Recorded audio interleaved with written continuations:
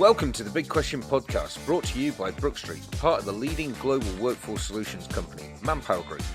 This podcast will feature a blend of interviews and discussions with leading experts. This will include academics and thought leaders sharing their perspectives on the ever-changing world of work. Hi there, everyone. Welcome once again to Brook Street's podcast, The Big Question. I'm your host, Rhys O'Leary.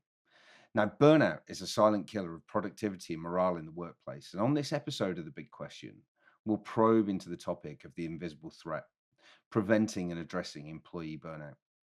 We aim to shed light on the dangers of unmanaged stress, the fallout from burnout at work, and deliberate on how it can be efficiently identified, prevented, and addressed.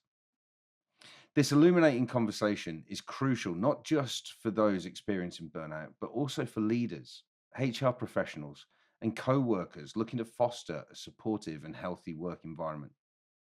And our guest on the podcast is an expert on this topic. I'd like to welcome Leanne Winter, HR manager and mental health first aider. Welcome, Leanne. Tell our audience a little bit about yourself. Thanks, Rhys, and thank you very much for inviting me. So as you said, I'm the HR manager for ManpowerGroup. I've been interested and working on mental health in the workplace for around about 10 or 11 years now, and first recognised that this was necessary when we had an awful lot of individuals who were taking long-term sick, off on long-term sick. And when we dug down into why individuals were on long-term sick, the majority of the reasons were for mental ill health, although that wasn't physically apparent at the time. So there was lots of masking strategies. And it was then really we recognized that as an organization, we had a part to play in an individual's rehabilitation, but also as a huge part of somebody's life to make sure that we were part of the solution and help them along that journey. So, Leanne, you're a mental health first aider as well. Why do you feel that's such an important thing, and why did you take up that role? As I said, with the long-term sick we were experiencing within the organisation, and also probably my lack of knowledge about mental ill health. When we started talking about this 10, 11 years ago, it wasn't as openly spoken about. And we felt that as an organisation, we did have a part to play. We wanted to educate ourselves, we wanted to educate our managers, but wanted to do it in the right way. So initially, we went out to trusted sources such as Mind, mental health charity, to get some pointers in how we can support individuals in the workplace, or if they're off on long-term sick, how can we get them back, rehabilitate them back into the workplace successfully? Because once you've been out of the workplace for a long time, it's difficult to reintegrate yourself back into that normality of life, because you build your own bubble. And I'm speaking from experience here, Rhys. From mental ill health, it's really important that you feel that you've got a support network around you, and work being a major part of that support network was really important, and still is incredibly important, more so now. And I know that everybody talks about COVID and how there's been big changes, but you saw the physical shift of organizations, of clients, of CEOs, of HR departments. You saw that absolute seismic shift into ensuring that our policies were supporting individuals, our practices, our well-being strategies. We have a mental health strategy now. We've not thought about that 10 years ago. No, and I think it is a sign of the times. And actually, COVID, I think, brought it to the fore for a lot of people. But actually, it's in everything we do, our thoughts, our deeds, and actually how we manage and look after individuals with mental ill health. And again, I talk from experience, and I've spoke on the podcast before with one of our other guests about my own struggles previously.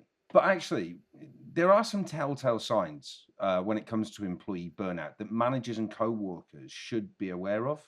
Of course, absolutely. And I think that managers and co-workers are probably best placed to recognize subtle changes in somebody's behavior. And I think it was, or no, don't think, it was the World Health Organization who said that burnout was recognized as an occupational phenomenon. And it isn't a mental ill health disorder, and it's not something that's diagnosable, but it's really important that organizations educate managers and individuals to recognize and manage burnout. And there are some real telltale signs, and they don't all have to be present, but there is changes in individuals' behaviors. It's working longer hours, too many priorities, lack of participation, negative attitude, putting barriers in their way as to why they're feeling the way they're doing, or why people are having to work longer hours, making mistakes. For me, difficulty concentrating. When I have too many things going on at one time, I have 20 tabs open and I'm flitting between those tabs. And that's the point that I know that I have to take some time out, have to walk away, and I have to manage that stress, because I can feel it. I can feel it building And up. you talk about managing stress there. And obviously, you've got your own strategies. I know I've got my own as well.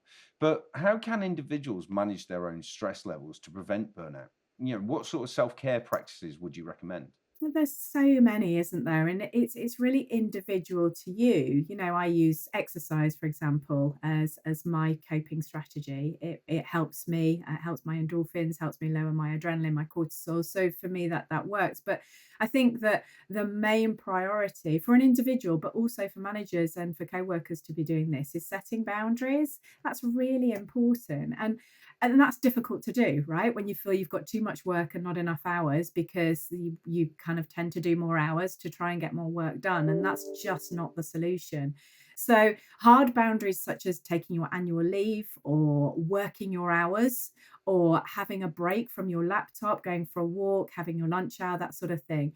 And then there's softer boundaries as well. Like, it sounds really odd, but scheduling some time to have fun, but having something to look forward to distract us from work, helps us, again, lower our cortisol and adrenaline levels, and prevents burnout from becoming a more serious mental or physical problem. So, what role do managers and HR play in addressing and preventing burnout? How can they foster a supportive environment for an employee?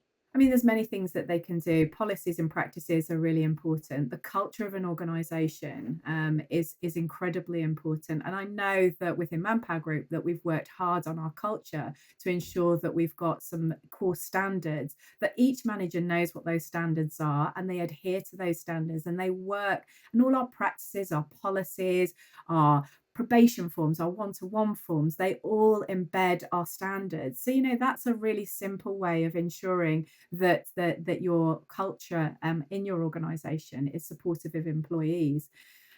It's about communication as well, asking how people are, having those one-to-ones with your workers, making sure that their targets are smart. I mean, this is all basic stuff, right? This is not rocket science, but assessing individuals, listening to individuals, giving individuals advice, pointing them to your employee assistance program or your intranet, or even external signposting to things like Mind. As I mentioned before, it's a really good trusted resource and it gives you some great tools. But there's some fantastic resources out there that I'll talk about in a minute. Well, resources. You do come on to some resources. And actually, it's not just resources, there's tools that can help manage stress and prevent burnout in the workplace, isn't there?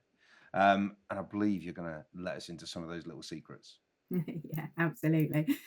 Just Google it. Not a secret anymore. But there's lots of advice, and it's about what works for you. As I said earlier, it really is about individual, what works for you, and when you're feeling stressed or when you're feeling anxious. You know what you've done in the past to help you, and sometimes you can get to a dark place before you actually realize what works for you. And then when you start recognizing again, you're going back into that place, actually just ensuring that those supportive mechanisms are in place for you. And it can be it can be hard when you're getting to that overwhelmed stage, like flipping between tasks, getting cross because you don't feel like you're achieving anything. But once you recognize that, going back to the basics, so writing lists, using OneNote, using notes on your phone or other tools. And then there's other things, the tools such as exercising, sleeping well, eating healthily. Those sort of tools are really important to us as individuals. For managers, there are things like well-being plans, which is basically it's a form. It's asking questions and pointing individuals to trusted advice. So there's things like the ways to well-being. I talked about mind. I will talk about mind. I'm not on commission, I promise, but it really is a fantastic tool because it's got such a wealth of resource and has been built up for many, many years to be able to support individuals, but also support friends, family, colleagues, and managers to help individuals through tough times. But specifically for burnout, I think that sitting down with your manager is really important to ensure that you share your struggles and getting help. It really is okay to not be okay these days. And once upon a time, that was, it was a problem. And actually, being able to hold your hands up and say, look, I've hit my point. It's, the world has changed, and actually people want to help people. I think it's in human nature, isn't it? Yeah, it really is. And I think that there was an old adage of that it was weak if you shared your frailties, but now actually it's seen as a strength because you can be authentic and you can say, I'm struggling, this isn't helpful to me, and it'll help you in every facet of your life. Yeah, really. And I genuinely believe by having that honest conversation with your manager and actually just saying, I've reached my limit, I need some support. Actually being open as a manager as well to have that conversation with your employees will have a huge Yeah. impact, breed more loyalty, help with retention, but also help the individual at that moment in time. Absolutely. Having the confidence to speak to your manager is really important. And if you don't have a supportive manager, some people don't, go to your colleagues, go to your HR department. There's employee assistance programs. There are external organizations that can support you. There's always somebody out there to help. Well, there you have it. Thanks, Leanne. Thanks again for joining us. I really, really enjoyed this discussion. It is a topic, really, really mental ill health, but also burnout is something really, really close to my own heart. And I'm sure everyone has taken something away, some of those little golden nuggets to reflect on after this conversation. Well, thank you, listeners. Catch you next time on The Big Question. You've been listening to the Big Question podcast, brought to you by Brook Street, part of the leading global workforce solutions company, ManpowerGroup. To find out more about how we can support your business and give you access to the best talent in the market, visit www.brookstreet.co.uk/employer-services. See you around.